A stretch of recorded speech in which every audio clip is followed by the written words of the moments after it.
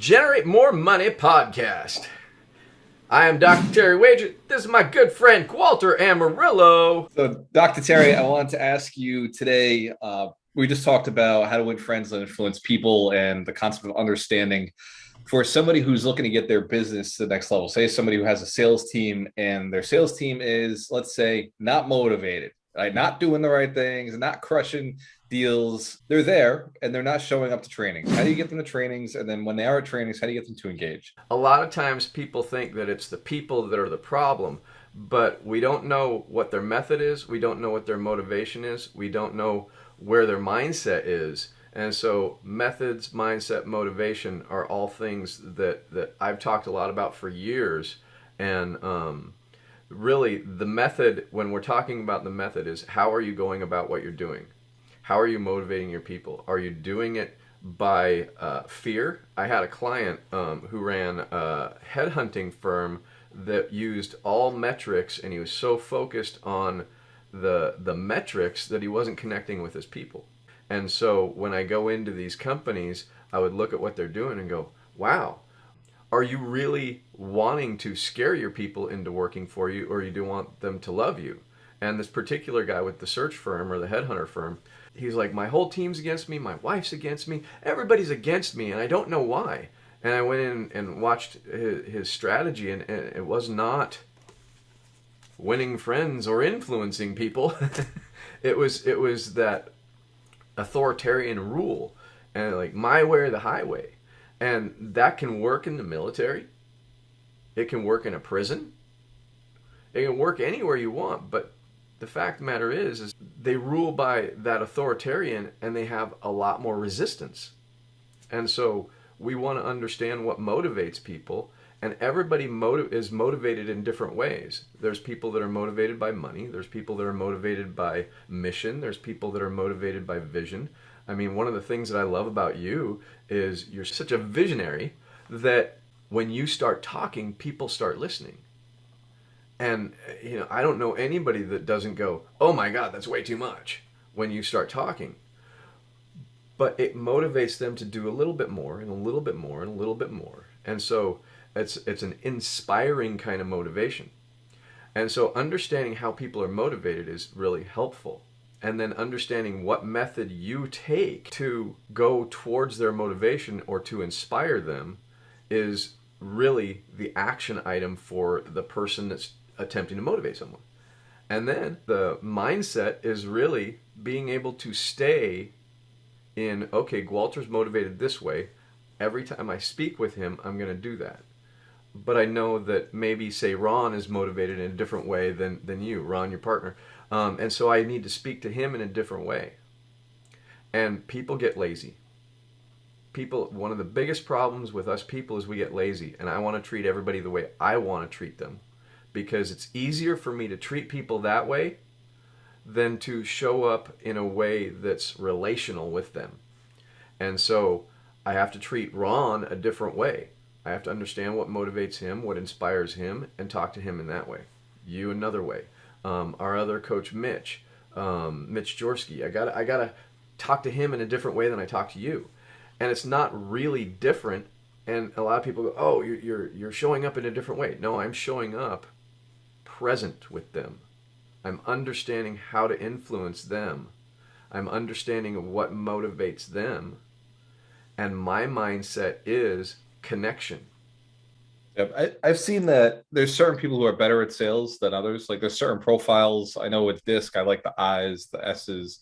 Well, not S's, but like I, S or I, D, I anything tend to do really well in sales. How do you, if you're, let's say a D, like, okay, my business partner tends to be CD, right? You're a D. And like Ron is motivated by money. If you say there's money on the other end, his first thought is, well, how much is it enough to justify my movement? Because he's not motivated by just any money. It has to be like a big enough where it's worth his doing something.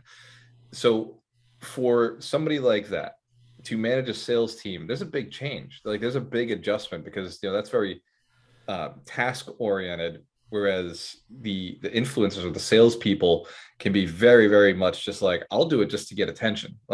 Like just put me in front of people So how does somebody who's more mechanical in their thinking go and inspire these people who like need fun and need, but and also I'll come back with this question, but like how do you manage, how do you rein those people in to actually like document what they're doing? But I mean, the documentation has become very easy with Zoom, because I mean, all we got to do is video them, and there's even a feature on Zoom now that you can actually record the text, and so you can see what they're saying, and it records everything. And so it's very easy to get processed down and watch, see how it goes, and then see what you can tweak and change through the transcript as well as watch the video. And so we're getting more and more to a place that it's really easy to capture process. A lot of times you can't see what I just did because, you know, we talk about NLP with Doug and other people. Understanding NLP, there's teaching NLP, and then there's using it to a level that us who have done it for 20 years, I didn't even know I'm doing it half the time, because it's really, if you look at what NLP is, it's actually just really good therapeutic tactics with all of the stuff that doesn't work taken out and all of the stuff that does put in. And so we use it on a continuous basis, and all kinds of people are using it. They don't know they're using it, and they're just using it in the wrong way, and they demotivate themselves. But you understand what it is, and you understand how you're using it, and then you watch somebody who's amazing at it. When we're really looking at how we move people forward, we have somebody who has a results orientation. They're a D. They're really focused on results. But if they're really focused on results, then they have to back up and let themselves slow down a minute and go, okay, how am I going to get best results out of somebody who's more of an I? Or somebody who's more interested in the fun activity? Or how am I going to get results out of a conscientious person, which is what the C stands for in DISC? Or how am I going to get the results out of a steady person, which is the S in DISC? And so how am I going to get them to move to the results I'm looking for? And it goes back to motivation, and it goes back to the method of interacting with them. But I've seen good salespeople, and I've trained good salespeople that are S's, C's, I's. And the funny thing is I's are really good at connecting with people, but they're not necessarily good at sales. And so it was like I was telling that story this morning on 52 Weeks where that guy reached out to me. I would say that guy was an I. He's so busy and so connecting, but he's not actually connecting. He's reaching out, but it's pretty much more like throwing shit on the wall instead of actually seeing where I'm at. And so, honestly, if you can get somebody like, oh, I don't know, a conscientious person, a C, to understand the process of sales and forget about what other people are thinking about them for a minute and get them excited about talking to people a little bit, I think a C is one of the best salespeople there can be, because they understand process. The reality is when we can actually take the little bits of the different things within the DISC and start to go, okay, I want the results from the D. I want the interaction from the I. I want the steadiness and consistency of the S. And I want the meticulousness of the conscientious person. And I want to know what I can do with my sales process with using all three of those or four of those. I want to do that with my onboarding process. I want to do that with my building a team process. And so how can I take those good parts of those things and how can I show up in that way? And now what I'm creating is my method of interaction with the different people. But I have to really go back to starting with where my person is at instead of where I'm at. And where people miss it all of the time, and it's not a mean thing, and what I'm saying is going to sound probably bad, but we're selfish, we're self-centered to the extreme. We human beings are selfish, self-centered, and we want it our way. Now if we know that and we can accept that, then we can let that go and go, I know I want it my way. If I'm an S, I want everything to be steady, I want everything to be easy, I want everything to be relationship, but I get no results by that. And so if we're in that selfish, self-centered spot, we sit there in there and we don't move forward because we're stuck in ourselves. And so we got to take ourselves out of the equation. I was talking to one of our clients yesterday about the idea is when we try to fix our own problem, And this is why I'm a coach. This is why I'm a consultant. This is why I focus on service orientation, is because when I am trying to solve my problem, I'm digging a hole. But if I get out of my way by helping somebody else with their problem, my problem miraculously solves itself.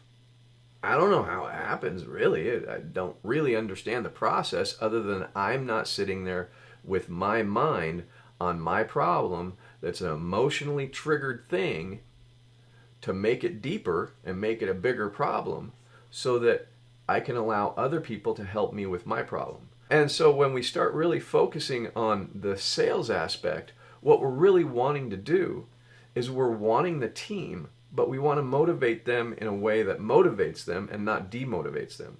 Yeah. Interesting thing we're talking about this is we use the DISC because I'm just good at the DISC. But when I'm actually looking at building a sales team, I have a values profile that I throw the words around all the time, and I'm teasing you with this constantly, but this value profile. And the thing is with this values profile is I can tell what you are driven by internal values wise. And the thing is that our ego takes most of these tests. And so my ego takes the DISC. My ego takes the MBTI. I talked about this last week, I think, too, but this values test, you can't fake it. You absolutely can't fake it. You can try, but it comes up fairly similar the same way based on where you're at in your life right now.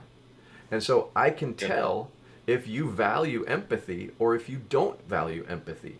I can tell if you value structure or if you fight against structure. I can tell if you pay attention or you don't pay attention to it. I can tell if you value yourself or you don't value yourself. If you value empathy way too much and it's all you focus on, you're never going to ask for a sale. You don't want to hurt them. Empathy. We talk about empathy a lot, and people hear the word and they throw it around. They don't know what the hell it means. And then they get mixed up with empathetic, which is basically you jump in the hole with them. That's bad. You want to actually give them a path out. And so empathy, caring and understanding where somebody's at. Well, we talk about self-esteem too, and we've thrown that word around too, and nobody really knows what that is.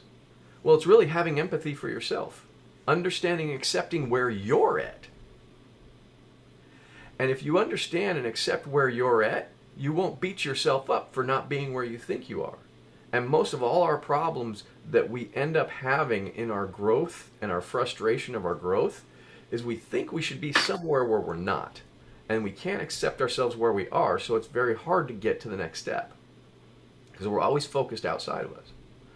Now, if somebody's trying to sell and they're mad that they're not where they think they should be, the leaderboard, right? And they have a self-esteem issue, they feel rejected constantly before they ever even pick up the phone. Because it's not the other person saying no, it's them telling themselves that they suck. But they don't know it because it's an unconscious process. Yeah. And so this tool actually is a way that I can see where people are at, and I can help them understand that, be aware of where they're at in their values of themselves and of their world. And then we can help them put a plan together to get out of that and then work towards their strengths. And we talk about working towards your strengths with DISC and filling your team up with people who are working to your strengths. But what if we could get rid of those limitations? The thought of the leaderboard. So I've obviously been in sales for a long time, and I've run teams for a long time. And before I started running teams, I used to look at the leaderboard and it got me excited. I look at the people who were at the top and I was way at the bottom or not even on the board, right? But I remember seeing there's a board and there's somebody who is doing way more than everybody else. And my thought was always, I want to be that guy. I want to be like where that person is, and I want to beat them. I want to be the person who sets that next record. But it was never from like an ego place. It was never like I want to compete. Like I just wanted to do my absolute best in whatever I was doing, like beat it. And then after that, I'd hit the leaderboard and I'd be done with the company. Right. So I'd ride the chart and then I'm out. I'm like that too. And it's like, I don't even care about the leaderboard really. Leaderboard doesn't do anything for me to actually motivate me. What motivates me is my desire to see how well I can do. But for me, it's a very private thing. It's more like me, is like, I just want to see what I can do. Yeah. And then when we get to the top, it's like, okay, I'm done with that. Move on. I found that when I'm living my life for enjoyment, I don't enjoy it very much. But when Right. I'm living my life to help people have their best life, to have their excitement, to help them fulfill what they're looking for, that's when what I was talking about earlier is moving myself out of my way, or moving myself out of my problems' ways, or my life's ways. My life gets better and better as I help other people. And Yeah. it's a spiritual thing that really, when we really look at it, we can't allow whatever's created this earth and this world to work in our lives when we're trying to work on our lives. And so it's very similar to somebody in their own business trying to fix their own business. They can't see the blind spots. Their blind spot is we can't see them. We can't see our blocks. It's very we're very unaware of where we're getting stuck, and so we need that outside person. And so Christine and I knew a long time ago, before we met you, that we need somebody to help us to see that piece.